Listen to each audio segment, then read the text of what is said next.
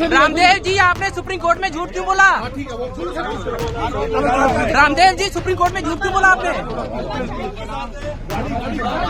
नमस्कार, आदाब, सत श्री अकाल, जय भीम, जोहार। मेरा नाम है नवीन कुमार। टीवी वालों को बुला बुलाकर इंटरव्यू देने वाला डरपोक, झूठा, बदतमीज और बेहया रामदेव सुप्रीम कोर्ट में कैमरे से नजरें चुराकर भाग रहा था। चेहरा छिपा रहा था, बोली नहीं फूट रही थी इस बड़बोले की जुबान से, क्योंकि देश की आंखों में धूल झोंक कर, देश के गरीब लोगों को झांसा देकर, फर्जीवाड़ा करके जनता को पतंजलि की दवाई के नाम पर लूटने वाले ठग रामदेव और उनके चेले को सुप्रीम कोर्ट ने भूत बना दिया है। अपने चेले बालकृष्ण के साथ हाथ जोड़े धंधेबाज रामदेव थर-थर कांप रहा था। उन्होंने सुप्रीम कोर्ट को भाजपा का ऑफिस समझ लिया था, नरेंद्र मोदी समझ लिया था कि WHO का नाम लेकर देश के दो मंत्रियों को अगल बगल बैठाकर भारत की जनता को ठगेंगे और किसी को कुछ पता नहीं चलेगा। लेकिन सुप्रीम कोर्ट ने कह दिया कि यहां तुम्हारी होशियारी नहीं चलेगी, जनता को उल्लू बनाने की अपनी आदत को लगाम दो, नहीं तो बुरे न जाओगे। चुपचाप सिर झुकाकर माफी मांगनी पड़ेगी, वो भी लिखित में। हमारी नजर में तुम सिर्फ एक अपराधी हो, देश की जनता को बरगलाने के अपराधी।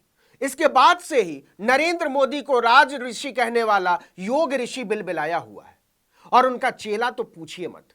दरअसल भ्रामक विज्ञापन केस में सुप्रीम कोर्ट ने झूठ बोलकर दवाई बेचने वाले रामदेव और पतंजलि आयुर्वेद के मैनेजिंग डायरेक्टर आचार्य बालकृष्ण को नाप कर रख दिया।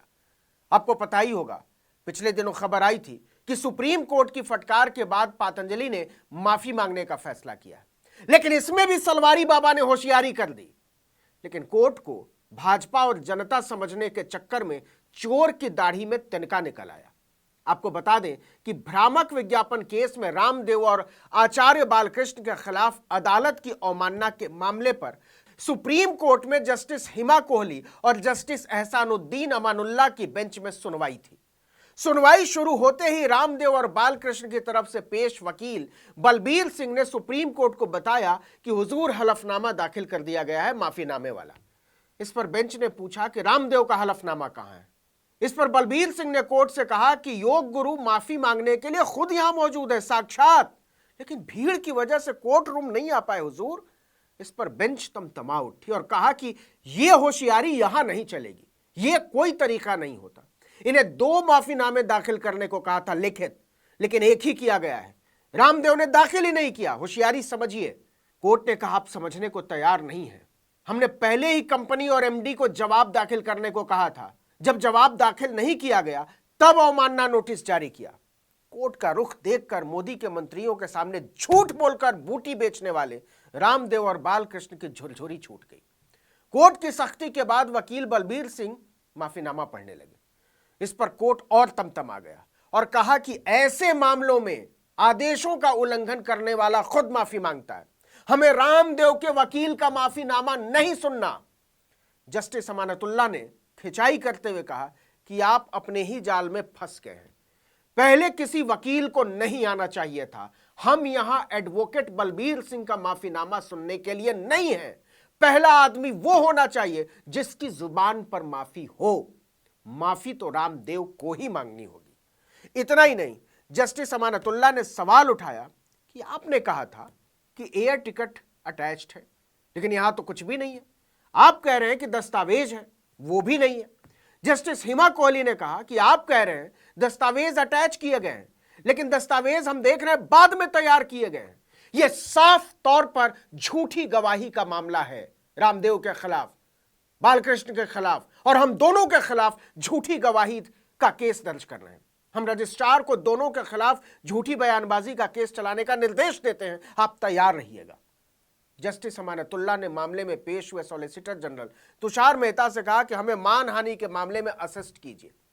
इस पर रामदेव और बालकृष्ण भागते भागते कोर्ट रूम पहुंचे और कोर्ट में ही हाथ जोड़ दिया, कहा कि हम माफी मांगते हैं मिलॉर्ड। कोर्ट ने कहा कि होशियारी नहीं, ये यहां नहीं चलने वाली है। अदालत के आदेशों को हल्के में नहीं लिया जाना चाहिए। आपकी ओर से माफी मांगने का भरोसा दिया गया और उसके बाद उसका उल्लंघन किया गया। यह देश की सबसे बड़ी अदालत की तौहीन है रामदेव जी, और अब आप माफी मांग रहे हैं, यह हमें स्वीकार नहीं है।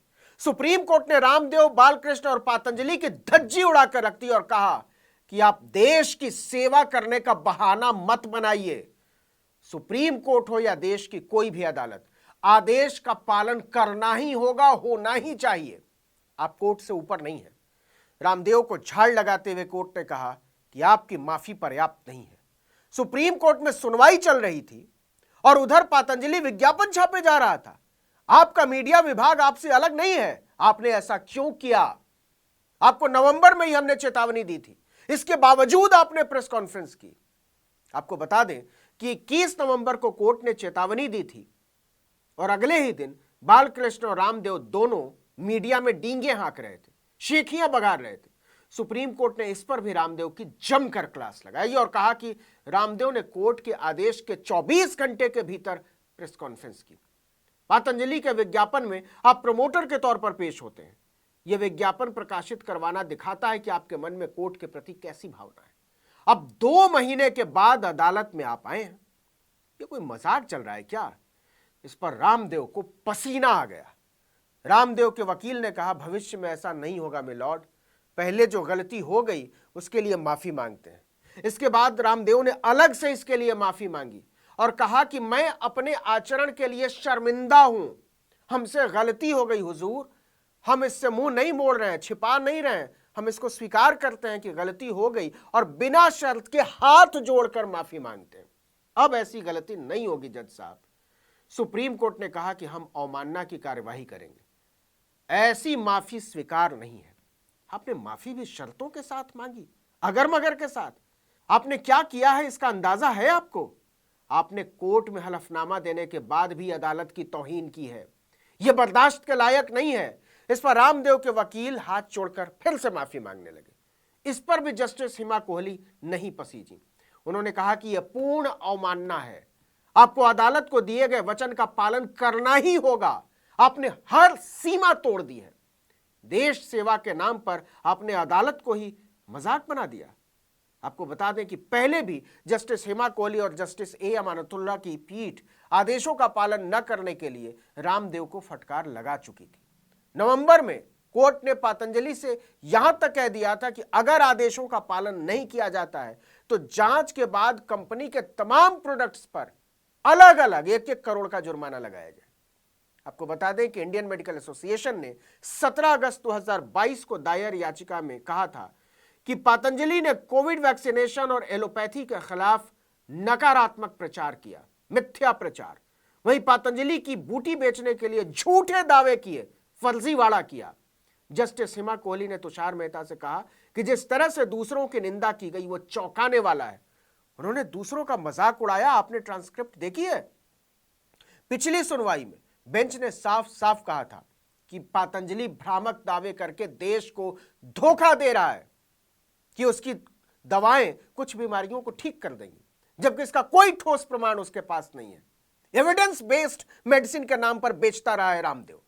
Patanjali drugs and magic remedies act में बताई गई बीमारियों के इलाज का दावा करने वाले अपने प्रोडक्ट्स का विज्ञापन नहीं कर सकता, कोर्ट ने कहा। इतना ही नहीं, कोर्ट ने सरकार से पूछा कि पातंजलि के विज्ञापनों के खिलाफ ड्रग्स एंड मैजिक रेमेडीज अधिनियम 1954 के तहत आपने क्या कार्रवाई की है। इस पर केंद्र की तरफ से एडिशनल सॉलिसिटर जनरल ने कहा था कि हम डेटा इकट्ठा कर रहे हैं मिलॉर्ड। कोर्ट ने इस जवाब पर नाराजगी जताते हुए कहा था कि पातंजलि के विज्ञापनों पर नजर रखिए। इतना कुछ होने के बाद भी रामदेव होशियारी से बाज नहीं आए और सुप्रीम कोर्ट की आंखों में ही धूल झोंकने लगे। हिम्मत देखिए। लेकिन अब रामदेव को लेने के देने पड़ गए हैं। कोर्ट ने एक बार फिर से रामदेव और उनके चेले बालकृष्ण की बखिया उधेड़ते हुए कहा कि आपके पास जो कुछ भी है उसे फाइल कीजिए। हम आपको 1 हफ्ते का आखिरी मौका देते हैं। सभी लोग 10 अप्रैल को अगली सुनवाई पर मौजूद रहें। रामदेव और बालकृष्ण भी कान खोलकर सुन लें। कोर्ट आना है और अपनी बात कहनी है। इस वीडियो में इतना ही, लेकिन अगर आपने आर्टिकल 19 इंडिया को अब तक सब्सक्राइब नहीं किया है तो कर दीजिए। हमारा ट्विटर हैंडल है article19_India और मेरा ट्विटर हैंडल नवीन जर्नलिस्ट। नमस्कार।